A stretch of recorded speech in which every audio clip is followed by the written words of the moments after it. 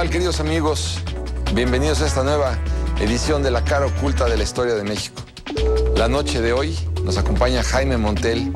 Escribió un libro maravilloso que se llama Mexicas, el pueblo elegido. Aquí tenemos un gran motivo de orgullo, nuestro pasado histórico. Es importante repasarlo para regresar y volver a vivir nuestra grandiosidad. Estamos ávidos de orgullos. Este es un buen momento y un gran libro para precisamente recuperarlo. Acompáñenos y platiquen con Jaime y verán ustedes qué genial escritor. ¿Empezamos?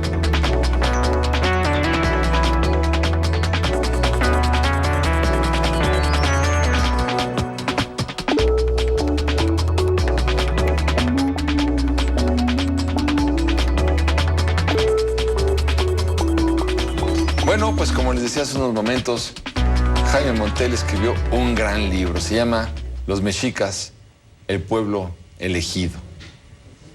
Claro que es importante recordar por qué los mexicas fueron un pueblo elegido. Y nadie mejor que Jaime Montel para contarnos todo esto. Jaime, buenas noches. Buenas noches. Bienvenidos a La Cara Oculta. Qué bueno que te diste un espacio para platicar con nosotros. Y bueno, y sobre todo con el público.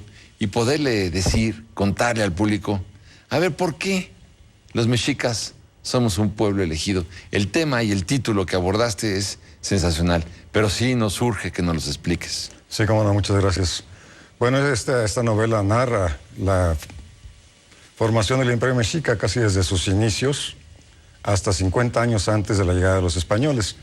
Y lo que es interesante de este proceso es cómo es que una tribu de las últimas llegadas al Valle de México, de las últimas tribus nahuatlacas que eran al Valle de México, perseguida, humillada en ese momento porque el valle ya estaba poblado, se convierte en 200 años en el gran poder, en el gran poderío mesoamericano.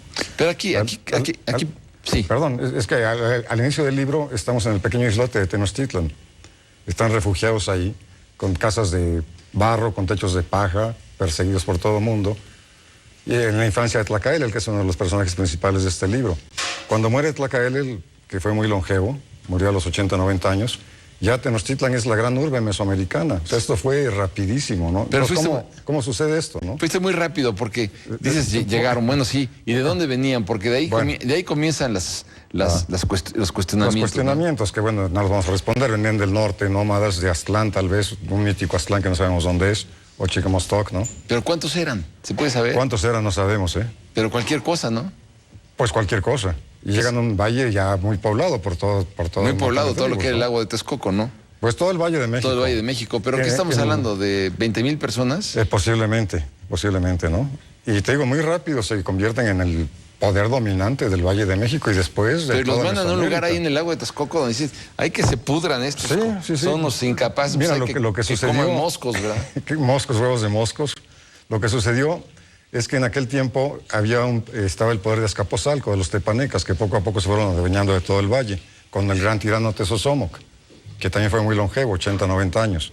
Cuando llegan los mexicas, está Tezosomoc en su apogeo, y empiezan a utilizarlos ellos como mercenarios para sus luchas de poder. Entonces los mexicas se van poco a poco entrenando en las artes bélicas y eran sumamente aguerridos, sumamente bravíos.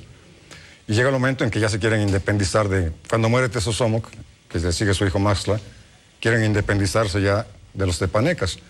Y hay otro gran señorío ahí en el valle, el de Acolohuacán, que conocemos como Texcoco, que había sido dominado por los tepanecas, con el padre del gran personaje que tratamos en este libro, que es Nezahualcóyotl.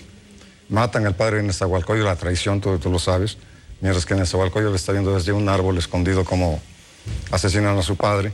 Nezahualcóyotl pasa 15 años en el exilio, tejiendo una red de alianzas con los mexicas y otros pueblos, tlatepuzcas, los tlaxcaltecas, los de Huejotzingo. Finalmente se unen y se van todos contra Azcapotzalco, contra los tepanecas, que es la guerra tepaneca. La ganan después de muchas batallas que se narran un poco en este libro, y se forma la Triple Alianza de México, Tenochtitlan, Acolohuacán y Tlacopan. Esto es con Izcoatl. Y ya aquí aparece Moctezuma y Camina y Tlacaelel como segundos de Izcoatl. Pero pues ahí empieza el gran imperio a desarrollarse, ¿no? Vale la pena que nos... Así rapidito. Que nos recordaras, sí, pero que nos recordaras ¿por qué matan al padre de Netzahualcóyotl? Netzahualcóyotl, porque el tirano Tezosomoc quiere también dominar a Culhuacán. Entonces va contra Culhuacán, gana la batalla, Iztlizóchitl tiene que huir, es perseguido y en una cañada lo alcanzan y es donde lo asesinan, bajo los ojos de su hijo, ¿no? Ahora, Netzahualcóyotl, tú lo sabes, es uno de los grandes personajes de este periodo, ¿no? Poeta, ingeniero. No, es un hombre del Renacimiento europeo trasladado a América. Exactamente, completísimo, ¿verdad? Filósofo, poeta, ingeniero, arquitecto. Bueno, él es el que diseña el acueducto, ¿no?, de Chapultepec, ¿no? Sí, el barradón todavía que se le llamaba de Netzahualcóyotl. Y que lo hace con 2 vías para que cuando una no funcionara por el acueducto también. El acueducto para que arreglaran una parte, bueno, por mantenimiento de la otra podía seguir trayendo agua hacia... Y eso no te digo de los grandes personajes. Es que en esta época se dan muchos grandes personajes. Está Ixcóatl primero, y le sucede Moctezuma y Ilhuicamina. No comparar con Moctezuma Xocoyotzin, que no, bueno, claro. Eso ya me quedó muy claro. Ya quedó claro, pero ¿no? Ixcóatl, ¿por qué es un gran personaje? Porque es el que inicia la independencia de los mexicas y inicia el imperio. Él es, ¿verdad? Le sucede Moctezuma y Ilhuicamina. Y él con su hermano Tlacaelel son los que forjan finalmente todo esto, ¿no? Pero Ixcóatl es el padre de la fundación. Bueno, porque decíamos... Ixcóatl con Netzahualcóyotl y Moctezuma y Tlacaelel, que era un cuarteto increíble. Un cuarteto que sean en el mismo tiempo, ¿no? En el mismo tiempo, en el mismo espacio, entonces... y son los fundadores de todo esto, ¿no? Sí, porque también es importante recordar lo que tú estabas diciendo hace un momento, del momento en que llegan estos nómadas aztecas. Perdón, perdón. No, está bien. Porque no es ni imperio, ni es azteca, ¿eh? Ahí va yo. Porque no es ni imperio ni es azteca. O sea, es mal llamado imperio, porque nunca tuvieron anexiones territoriales muy pequeñas, ¿no? No anexaban territorios, sino que se juzgaban señoríos y les cobraban tributo. Eso no es un imperio territorial. Y aztecas, tú sabes que este es un término mal empleado. Se empezó a usar por Clavijero, me parece, en el siglo XVIII. Después Prescott siguió con esto. Pero ellos se llamaban a sí mismos mexicas, por su dios Meshi. O sea, no eran aztecas ni era imperio, pero bueno, son partes de los mitos que tenemos por ahí, ¿no? Bueno, pero por eso nos llamamos México, ¿no? Exactamente, por ellos. Nos podemos llamar... Totonacapan o... algo por el estilo, ¿no? No sé qué, ¿no? Aztecolandia, yo no sé cómo, pero... ¿verdad? Pero bueno, nos llamamos afortunadamente México por los mexicas. Por los mexicas, no sé si tan afortunadamente, porque permanece el centralismo también, ¿eh? Yo vengo de provincia, ya no vivo aquí en el DF, y el centralismo de los mexicas sigue perpetuándose, ¿eh? México DF, la gran urbe, y el resto tributarios un poco. Bueno, ya no, porque le están mandando mucho dinero a los estados, pero nos estamos alejando de la época. Pero también hay que ver lo que le mandan los estados al centro. Al centro, las dos ¿no? cosas son las que hay que ver, ¿no? Así es. Pero bueno, volvamos a esa parte de la historia que es tan importante, porque tú le pones el pueblo elegido, y esto fue una de las razones por las cuales yo me permití invitarte al programa, ¿no? ¿Por qué el pueblo elegido, no? Eso es muy, muy interesante. Lo que pasa cuando ganan la guerra tepaneca, te digo Ixcóatl, es que deciden rehacer su historia. Entonces ordenan la quema de códices, porque en los códices les pintaba como salvajes, como bárbaros a los mexicas, y bueno, ya estaban ahora en el poder y tenían que hacerse otra imagen de sí mismos. Entonces ordenan la quema de códices, como todos los grandes tiranos lo han hecho, ¿no? Un poco, Hitler y algunos más. Se reúnen todos los códices y se hace una gran quema. Bueno, y se reescribe. También quemaron también. Los españoles también quemaron los códices. También, Fray Diego de Landa, entre otros. Fray Diego de Landa. Exactamente. Sí. Entonces se queman los códices y se reescribe la historia. Y en esta nueva historia ellos ya aparecen como los elegidos de Huitzilopochtli. ¿Elegidos para qué? Para mantener el orden cósmico, para mantener el quinto sol en funcionamiento. Para eso tendría yo que platicarte de la leyenda de los soles. ¿Y por qué no nos brevemente de la leyenda de los soles? Porque ellos pensaban que antes de nuestro sol actual, que es el quinto sol, había habido 4 soles anteriores. Cada sol acababa en una catástrofe, ¿no? Se acababa el mundo. Y se creaba el siguiente sol, que tampoco funcionaba. Entonces, cuando se terminó el cuarto sol, se reúnen los dioses en Teotihuacán, en la cima de la pirámide de Teotihuacán, y empiezan a deliberar, bueno, ¿y ahora cómo vamos a hacer para que siga funcionando el cosmos, para que siga el mundo funcionando? Necesitamos que haya un quinto sol. Entonces dicen, bueno, la única manera en que se puede lograr es a través del sacrificio de uno de nosotros. Entonces en la noche prenden una hoguera gigantesca, y uno de ellos debe arrojarse a la hoguera para renacer como el quinto sol. Pero dicen, bueno, ¿quién se va a arrojar, no? Ninguno se atreve, porque está muy caliente la hoguera. Entonces finalmente uno de ellos, que se llama Nanahuatzin, que le hacían el buboso, el llagoso, porque era todo deforme, lleno de llagas, despreciado por todos los dioses, decide yo voy, y agarra carrera y se lanza a la hoguera. Y después otro de ellos, Tecuzizquetl, le da vergüenza y se arroja atrás de Nanahuatzin. Entonces se arrojan dos y dicen los dioses, bueno, ¿qué va a pasar al amanecer? Van a salir dos astros o quién sabe qué va a suceder y están esperando ansiosamente que amanezca. Y efectivamente amanece y sale el sol radiante, el quinto sol, y atrás de él sale otro astro igualmente brillante, un poco menos por el otro dios que se había arrojado. Dicen, esto no es posible.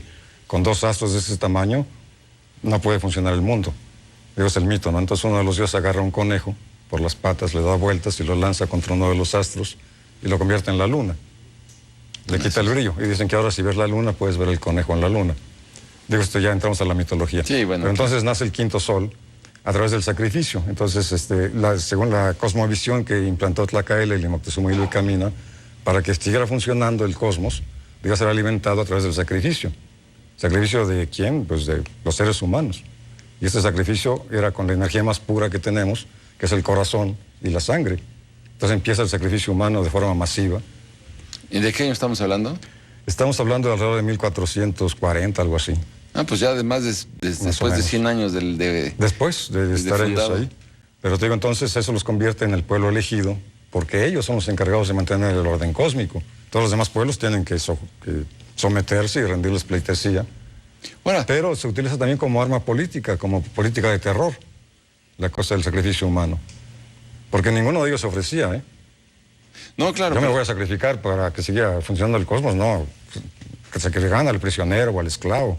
Sí, por eso es tan compleja nuestra idiosincrasia. Pero, Jaime, porque Francisco, no somos nada más mexicas. Así es. O sea, todo México son muchas etnias. Tenemos los totonacas, los huastecos, los purépechas, los zapotecas, los mixtecas, ¿no? Bueno, pero a todo eso súmale después 300 años de Inquisición. Ah, sí.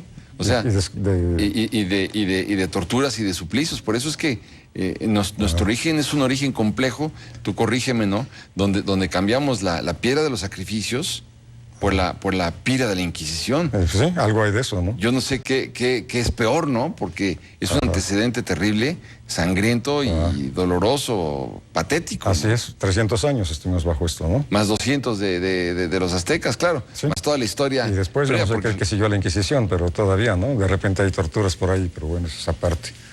Sí, bueno, pero los aztecas en realidad, o los mexicas ya llegan después, ya en 1300. Son los últimos llegados. Los últimos llegados, pero antes, ¿qué pasa? Pues antes habíamos tenido otros 2000 años de historia, ¿no? Exactamente, y la gran cultura tolteca, ¿no? Que la conocemos como cultura tolteca, y que es de donde se nutren y se van civilizando poco a poco los mexicas, porque cuando están tratando de acomodarse en el Valle de México, estuvieron un tiempo en Culhuacán, que era un centro tolteca, y ahí empiezan a medio civilizarse, ¿no? Pero siempre fue un pueblo semibárbaro.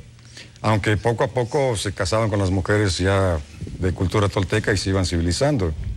Pero aún así eran los últimos llegados. O sea, los realmente cultos ahí eran los de Acolohuacán, los culúos. Pero hay que tomar en cuenta, por ejemplo, que si comparamos nuestra civilización con la de los Estados Unidos, pues los Estados Unidos llegan en el siglo XVII a América, ¿no? Así es. Cuando nosotros ya llevamos 27 siglos de existir, o sea, nosotros tenemos 3000 años de historia contra los gringos que tienen 400. ¿Y qué nos pasó por el camino? ¿Qué nos pasó por el camino?